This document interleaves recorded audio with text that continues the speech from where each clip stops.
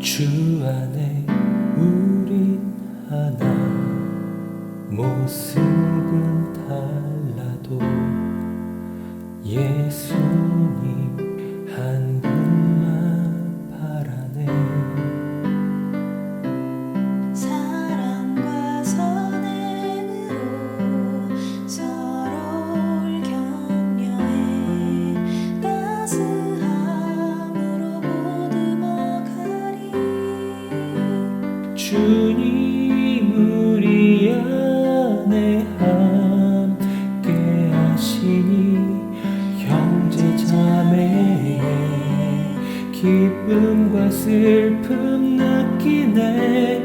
내 안에 있는 주님 모습 보내 그분 기뻐하시네.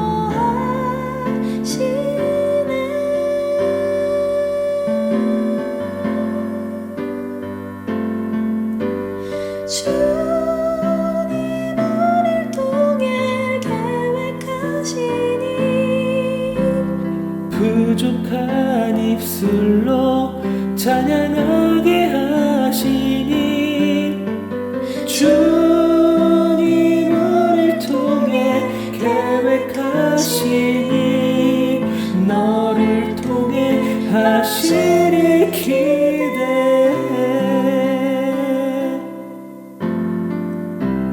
주 안에 우린 하나, 모습은 달라도 예수님 한 분만 바라네.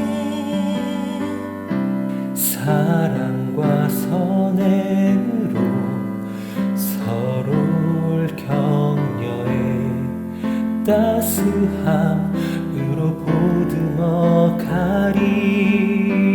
주님 우리 안에 함께 하시니 형제 자매의 기쁨과 슬픔 느끼네.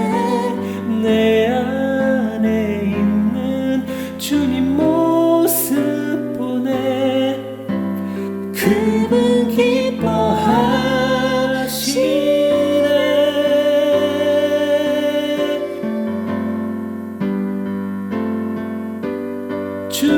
주님 우릴 통해 계획하시니 부족한 입술로 찬양하게 하시니 주님 우릴 통해 계획하시니 너를 통해 하시리 기대해. 주님 우릴 통해 계획하시니 너를 통해 하시리 기대해.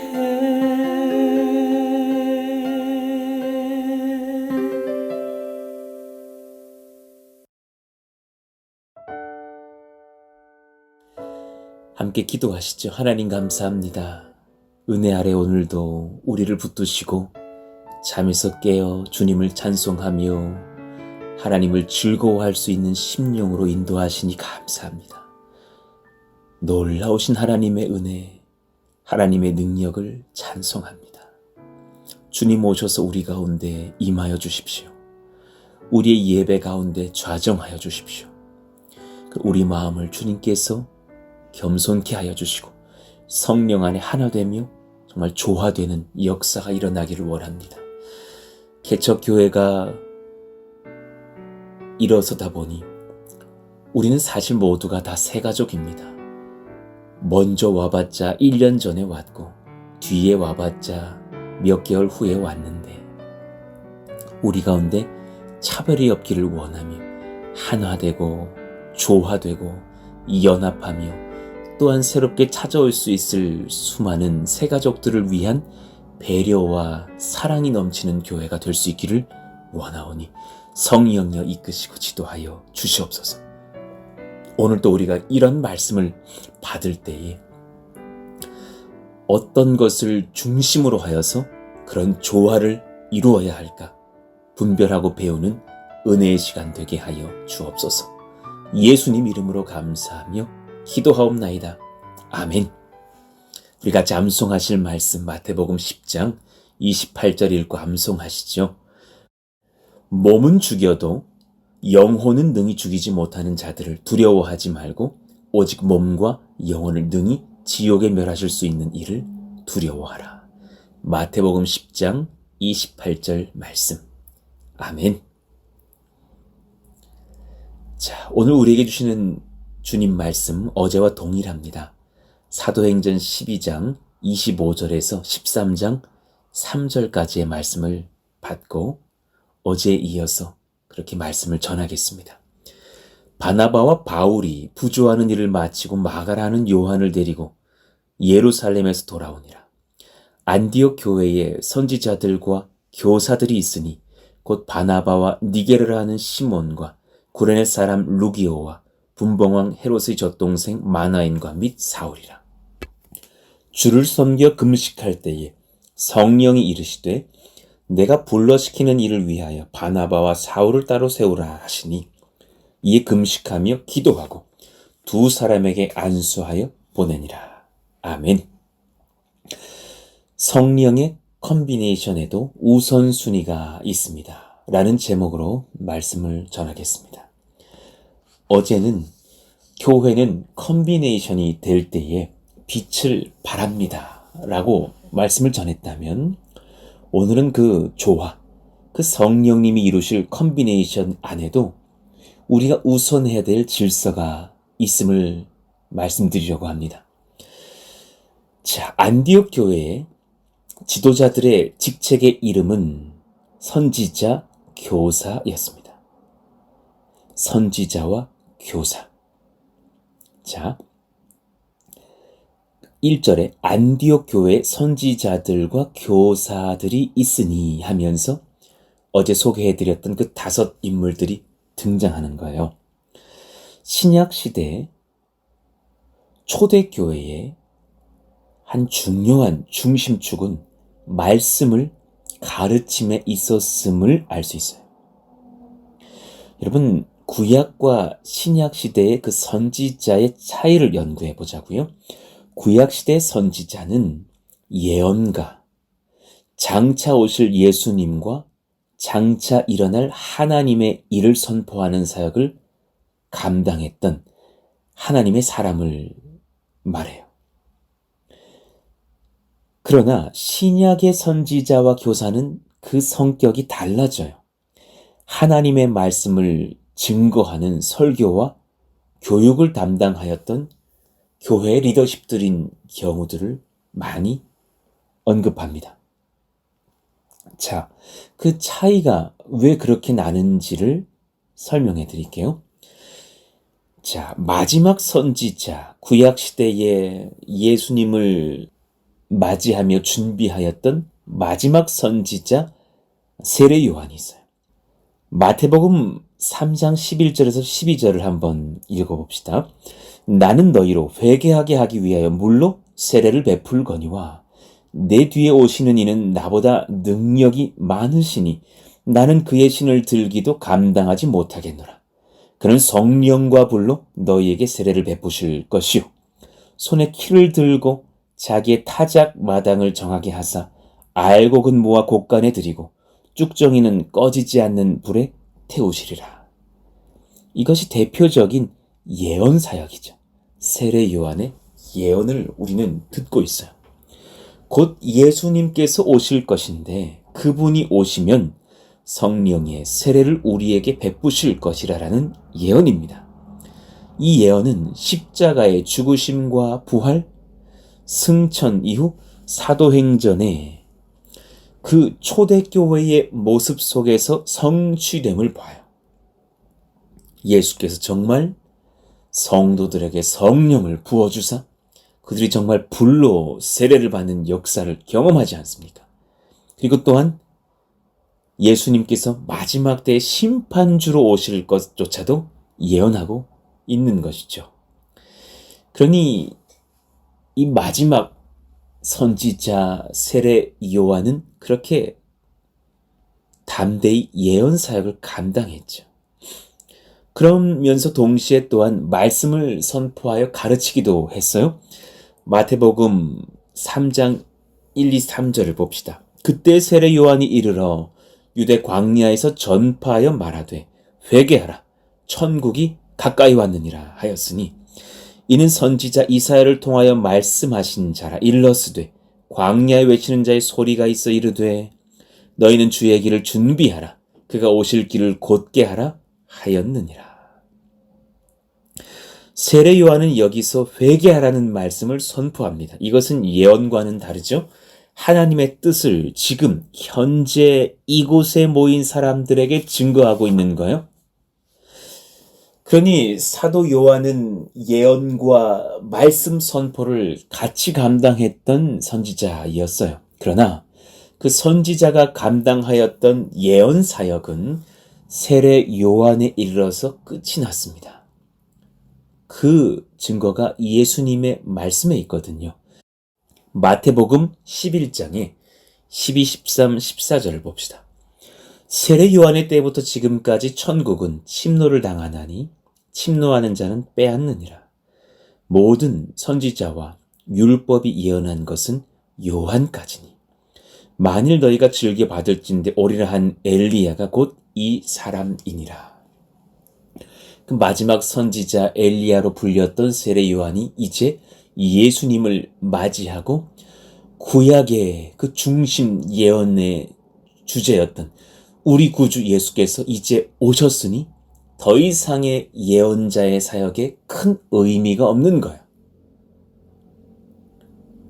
구약의 예언이 세례 요한에 이르러서 예수님께서 우리에게 오심으로 성취되었기 때문이죠. 물론 다시 오실 주님에 대한 예언을 구약에서는 다니엘이 감당했고 또한 신약에서는 사도 요한이 훗날 반모섬에서 요한계시록을 기록하면서 감당하게 될 것이지만 그들은 또한 그렇게 붙들려서 주님 앞에 쓰임받았던 말씀 선포자 교회의 리더들인 동시에 또한 동시에 특별한 은혜를 입어서 장차 다시 오실 예수님과 종말의 때를 예언한 것이지 그들이 사도 요한이 선지자가 된 것은 아니죠.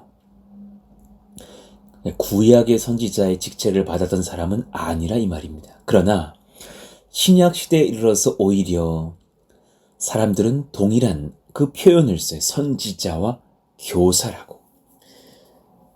그들은 오히려 선포에 많은 비중을 두고 있는 것을 봅니다. 또한 세례 요한도 마찬가지였고 예수님의 사도들도 오늘 등장하는 5 인물들도 마찬가지인 거죠. 베드로가 오순절 설교에서 자녀들은 예언할 것이라고 말씀한 것은 오카는 목사님의 말씀에 의하면 앞으로 그런 일들이 더욱 많이 일어날 것을 언급하는 것이 아니라 이미 이루어진 하나님의 예언을 선포하는, 즉 말씀의 도구, 복음 증거의 통로로서 이들이 사역하게 될 것이라는 그런 의미의 선포이기도 합니다. 저도 역시나 동의하는 부분이고요. 그러니 여러분, 선지자와 교사로 불린 안디옥 교회 지도자들을 통하여서 안디옥 교회는 견고해져요. 이 교회는 주님 말씀 전파하는 교회였어요. 주님 말씀 가르치는 교회, 설교의 선포 사역과 함께 심지어는 설교를 전할 자들을 분별하여 내고 훈련하며 그렇게 또한 그들이 설교할 수 있도록 지도하는 교회였음을 알 수 있어요. 안디옥 교회는 왜 이 박해의 시기, 어려운 교회 개척의 시기에 이런 방식의 목회를 하였을까? 다시 질문한다면 성령께서는 왜 쉬운 길로 이들을 이끌지 않으시고 오히려 교회의 정수의 방식을 통하여 하나님의 선교의 길을 열길 원하셨을까? 오히려 많은 사람들을 불러 모으기에는 은사 중심의 목회가 쉽지 않을까요? 신유의 집회, 은사의 집회들을 통하여서 많은 사람들이 다양한 은사를 체험하게 하고 또 심지어는 막 병도 낫고 죽은 자도 살려내며 그런 신유의 은사들을 경험케 하면 얼마나 많은 사람들이 몰려들 수 있을까요?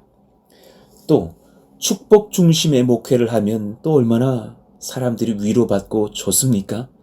가난과 병과 박해에 억눌린 자들에게 소망의 메시지를 전하면서 그렇게 복을 받을 것이라고 복을 빌어주는 목회를 하였다면 또 많은 사람들이 몰려들지 않았을까요? 그리고 좀 더 그들의 목회가 또 편한 부분이 있지 않았을까요? 그러나 여러분, 결코 주님께서는 이런 것들이 우선되지 않게 하셨어요. 이런 것들이 전혀 필요 없다라고 말씀을 드리는 것이 아니라 이런 것들이 유익하고 필요한 지점들이 분명히 교회에는 있어요. 그러나 그것들이 중심되지 않게 하셨어요. 오히려 모든 것을 뒤로 하고 먼저 하나님 말씀을 중심으로 해서 예수님께서 우리의 유일한 구원자 되심을 철저히 가르치고 그들이 그 말씀을 받고 예수님께 나와 회심할 수 있도록 지도했던 거예요. 특히나 당시에는 신약 성경이 손에 있기 전이기에 말씀 가르치는 일이 더더욱이 중요했을 것으로 여겨져요. 예수님 통해서 우리가 받을 은혜가 무엇인가? 어떻게 하면 그리스도인으로서 바른 삶을 살 수 있는가? 초대교회는 이를 철저히 가르쳤어요. 우리도 또한 동일한 방식으로 목회하면서 교회를 세우고 있습니다. 날마다 우리가 새벽 말씀을 통해서 모이는 그 중심의 이유가 바로 여기에 있죠. 말씀 중심의 교회, 성경 중심의 목회를 우리는 경험하기 위해서 또한 그렇게 모였고 그 말씀에 기준하여서 힘을 얻고 능을 얻고 사역하고 사랑하는 것이 아닙니까?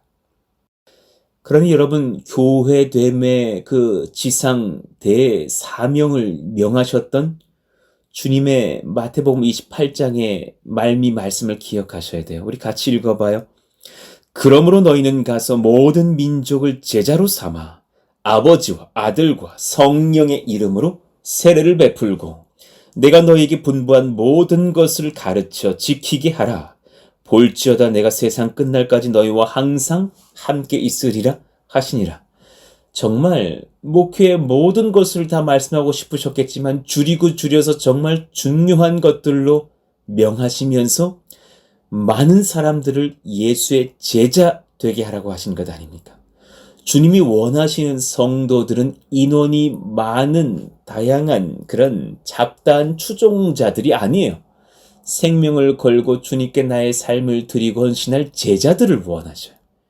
그러기에 주님께서 내가 너희에게 분부한 모든 것, 그 말씀을 가르쳐 지키게 하라고 말씀하신 거예요.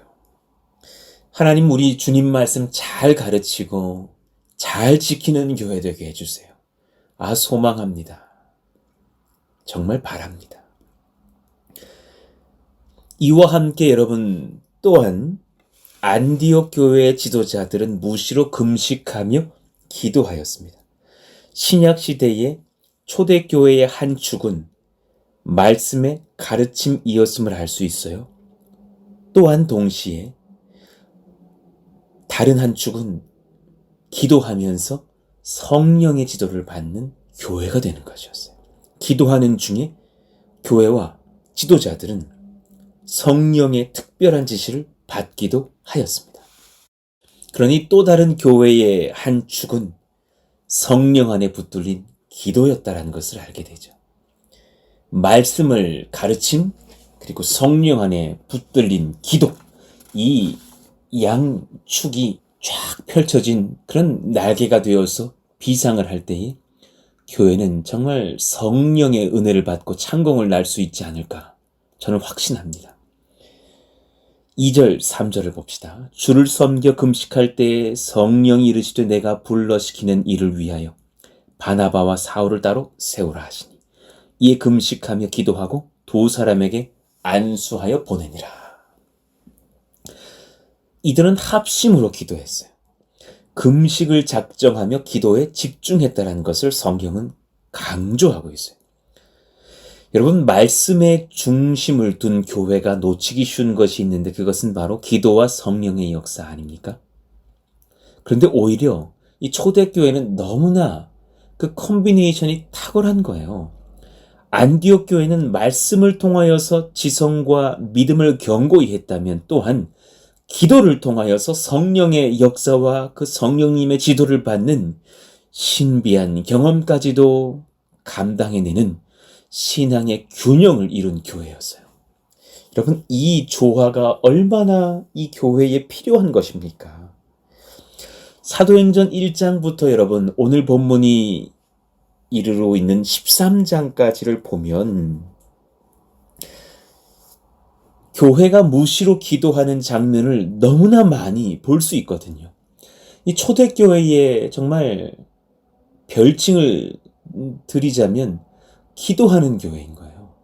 말씀 가르치는 교회, 그리고 또한 별칭이 있다면 기도하기에 정말 집중하는, 좀 세게 말해서 기도에 혈안이 되어 있는, 기도에 집중하여 미쳐있는 교회인 모습을 보고 있는 거예요. 여러분, 사도행전 1장에 120명의 성도들이 다락방에서 합심으로 기도하는 중에 성령의 지도를 받고 가룟 유다를 대신하여서 새 일꾼을 세우지 않습니까? 또 2장에 보니까 말씀 안에서 기도하는 중 오순절 성령의 강림 사건을 경험하며 그들이 불처럼 정말 임하시는 성령님을 각자가 체험하며 방언이 터지고 정말 선교와 전도의 역사가 일어나는 것이 아닙니까? 4장에 그렇게 구금되었다가 풀려 나오는 베드로와 요한을 함께 마주하면서 온 교회가 합심하여 찬송하고 기도하니 하나님의 역사 속에서 땅이 진동하지 않습니까? 6장에 7집사를 세운 예루살렘 교회 사도들이 오로지 기도하는 일과 말씀 전하는 일에 집중하겠노라고 하면서 그렇게 집사님들을 세우지 않습니까? 12장에 베드로가 다시 옥에 갇혔을 때 교회가 그를 살려달라고 간구하면서 정말 밤을 새워서 기도하고 정말 그 기도에 응답을 경험하지 않습니까? 13장에 안디옥 교회 지도자들과 온 교회가 하나 되어서 금식하면서 기도하며 그렇게 하나님께 명을 받고 선교 여행의 역사를 위해서 위대한 주님의 일꾼 2사람 바울과 바나바를 파송하는 것이 아닙니까? 여러분, 기도와 성령으로 하나 된 교회는 평안해요. 진짜 평안은 여기 있어요. 기도하는 교회는요, 정말 평안해요. 뜨겁고 또한 분주히 일하기도 하고 성령의 지도 아래 민감하게 반응하느라 그렇게 여러 가지 일들은 있는데요. 분주한 중에 한화되었기 때문에 평안합니다. 여러분, 이 신비를 꼭 경험하는 교회가 되기를 원해요. 그 1, 2, 3절을 다시금 묵상해 보면 이들은 여러분 규율과 조직의 상하관계를 따지기 전에 성령의 명령에 참 민감했다는 것을 깨닫게 돼요. 성령께서 바나바와 그가 가장 먼저 안디옥 교회 리더로 세웠던 바울을 선교 여행의 주축으로 세우셔서 파송하실 줄은 몰랐을 거예요. 사람의 생각으로는 예측하기 어려운 거예요. 어쩌면 그 교회의 목회자, 담임 목사와 같은 리더십 2명이에요. 그들을 먼저 파송하십니다. 그들이 모든 것을 내려놓고 주님 명령에 따라서 떠나요. 오히려 안디옥 교회는 이제 남은 리더들이 더욱 성실히 주님 말씀을 전해야 할 것이에요. 하나님, 이 안디옥 교회의 상황을 명령하시는 그 성령님 앞에서 모두가 민감하게 기도하면서 같은 성령의 지도를 받으며 순복하고 각자가 또한 그 명령에 따라서 조화롭게 자신의 역할들을 감당하는 것을 봐요. 이게 정말 진짜 멋진 조화, 컨비네이션 아니에요? 여러분, 이들에게 불안이 보입니까? 이들에게 시기 질투가 보입니까? 내가 위야, 내가 아래야, 내가 지금 윗사람인데 내가 어떻게 선교 여행을 먼저 떠날 수 있어? 네가 가야지 하면서 후배 먼저 세우는 그런 바나바와 바울입니까? 그렇지 않았어요. 이들에겐 평안이 넘쳐요. 하나됨이 지켜져요. 이들에게 많은 문서에 보고 체계가 있었겠어요? 여러분, 그런 게 너무 많은 교회가 오히려 무너져요. 조직과 규율은 없었지만 오히려 성령 안에서 진짜 하나된 조직이 있는 거예요. 정말 조직다운 조직, 교회다운 교회, 서로 사랑하며 하나됨을 지키며 뭉치고 흩어짐에 능한 교회가 되어 있는 거예요. 하나님의 임재가 있는 건강한 교회의 모습이 바로 이와 같습니다. 말씀이 분명하고 기도가 뜨거우며 성령의 지도를 받는 교회요. 하나님, 이런 교회 되게 해주십시오. 어제 설교에 교회는 콤비네이션이 될 때에 빛을 발한다 하였다면, 여러분 오늘 이 말씀 기억하셔요? 성령의 그 콤비네이션, 그 은혜 아래도 우선순위가 있는 거예요. 먼저 말씀 앞에 서셔서 주님의 음성에 귀를 기울이는 우리 모두가 되기를 원합니다. 거기서 그치면 안 돼요. 그 다음 성령을 의지하여서 기도하며 교회와 주님 나라를 위하여 간구하는 성령의 불을 받는 교회 되기를 원해요. 그때 그 말씀에 힘입어 성령께서 기도하는 중에 우리에게 보이시고 명하시고 들려주실 것들이 많습니다. 저는 우리 교회 안에서도 한 3년, 4년 차가 넘어가기 전에는 파송 선교사님이 있었으면 좋겠다라는 사실 소망이 있어서 은밀히 기도하고 있어요. 사실 하영조 목사님이 세우셨던 그 온누리 교회에 초기에 그 사도행전의 설교를 하면서 사실 이 안디옥 교회를 설교하시다가 그렇게 또한 선교사님을 우리도 세워서 파송하자, 그렇게 담대히 선포하고 기도한 뒤에 그런 선교사님들이 또한 세워져서 파송했다라는 것을 그 목사님의 그런 교회를 향한 자서전에서 본 적이 있거든요. 참 우리 교회도 그런 교회가 되기를 원합니다. 그렇게 사실 기도하고 있습니다. 그래서 해외 선교사님도 파송하고 또 때가 되면 국내 또 다른 그런 인근 지역, 교회가 없는 땅에 교회를 개척할 그런 사역자와 성도들을 무시로 파송하는 교회가 되게 하여 주옵소서. 정말 간절하게 기도하면서 그렇게 하나님께 때를 구하고 있죠. 여러분, 주님께 기도하면서 성령의 지도를 받잖아요.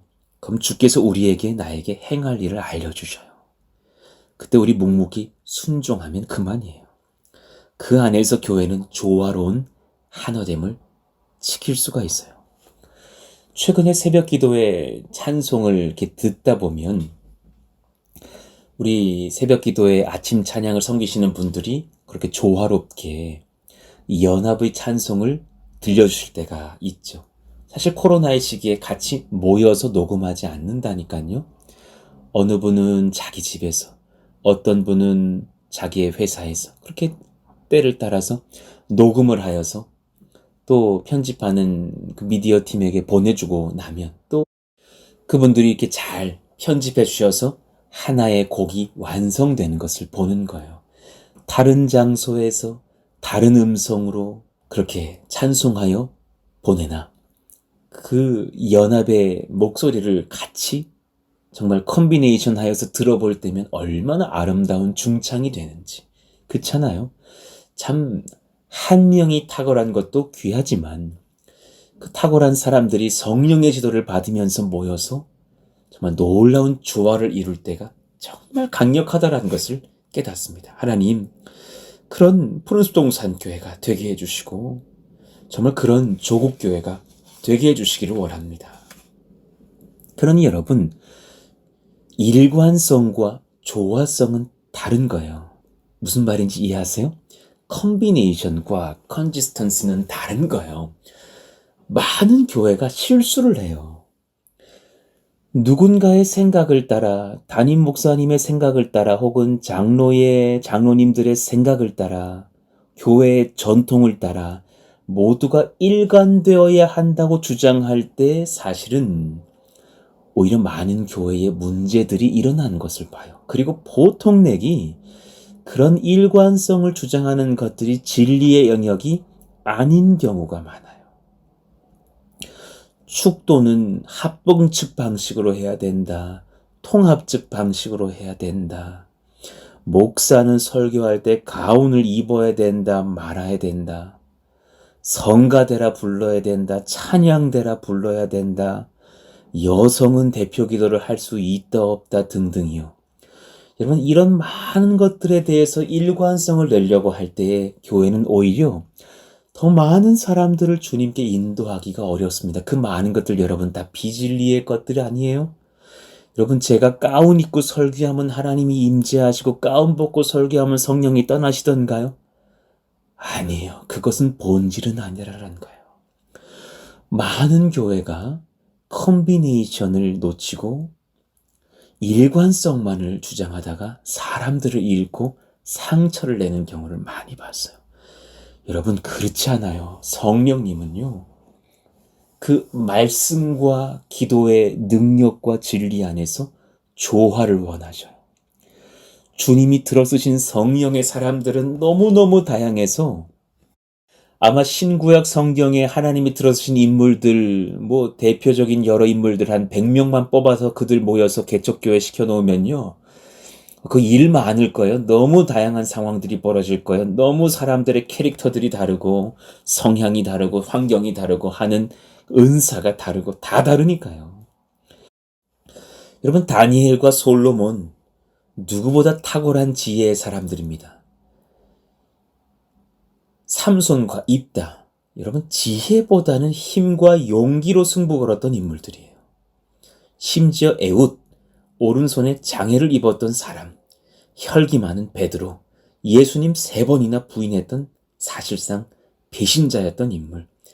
바울은 그가 사울이었을 때 예수님 믿던 자들을 잡아 죽이던 악한 살인자였어요.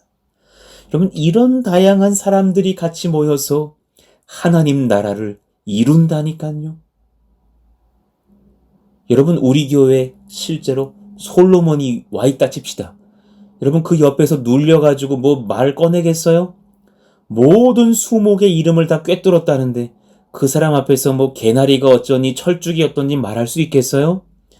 다니엘은 하나님의 능력을 가지고 꿈도 해몽하고 앞날을 예언하고 3년 뒤에 예루살렘의 회복을 깨닫고서 기도했던 그런 예언하였던 선지자이면서 하나님의 일꾼이었는데 그 앞에서 여러분 미래에 대한 얘기 함부로 말할 수 있겠어요? 삼손과 입다 앞에서 우리 사랑하시는 남자 집사님들 내가 힘 좀 쓴다고 말할 수 있겠느냐고요. 삼손 한 2명 갖다 놓으면 교회 건축 한 이틀 만에 끝낼 것 같아요. 너무나 다양한 사람들이 성경 안에 있다니까요. 그들을 하나님께서는 다 조화롭게 사용하셨습니다. 성령 안에서 우리는 유연하면서도 하나가 될 수 있어요. 이를 조화라고 합니다. 그러니 오늘 말씀을 잘 소화하시기를 원해요. 주 안에서 말씀과 기도 안에만 있을 수 있다면 하나 되어 예수님 높이며 성령 경험합니다. 그 교회 건강합니다. 그 교회 뜨겁습니다. 그 교회 살아있습니다. 그 교회는 다양합니다. 그런데 너무너무 다양한 사람들이 모였는데 조화되며 하나 되어 있습니다. 너무나 놀라운 기적의 현장을 보게 될 것입니다. 또한 지금 우리 교회가 그러하여서 감사하고요. 이런 아름다운 하나님의 나라를 그런 조화의 모습을 보여주는 교회가 되기를 예수 이름으로 축원합니다. 우리 같이 함께 기도하실까요? 성령여 우리 가운데 임하셔서 다양한 사람들이 모였지만 조화를 이루는 교회가 되게 하여 주십시오. 분열이 없게 하여 주십시오. 상대방이 나와 다르다고 비판하는 일이 없게 하여 주십시오. 오히려 말씀 안에서 한 주님을 만나며 성령 안에서 깨어 기도하며 성령의 음성을 듣고 지도를 받으면서 그렇게 조화롭게 하나됨 안에서 순종하며 우리의 다양성으로 교회를 세워가게 하여 주옵소서. 또 건축의 현장 또 공사가 재개되었습니다. 하나님 놀라운 은혜 가운데 우리 가운데 또한 복을 얻고 힘을 얻고 능을 얻으며 건축을 감당하는 저들 모두가 되게 하여 주시옵소서. 우리 같이 뜨겁게 주여 부르짖고 기도합니다. 주여! 하나님 감사합니다. 주 안에 우리가 하나입니다. 하나라는 말이 모두가 일관되어야 된다라는 말씀이 아니라 진리 안에서는 하나 되어야겠지만 또한 조화를 이루며 다양한 사람들이 연합하며 순종하며 정말 멋진 컨비네이션의 교회를 이루어가는 그런 연합과 사랑의 수고와 흩어짐과 모임의 조화가 일어나게 하여 주시옵소서.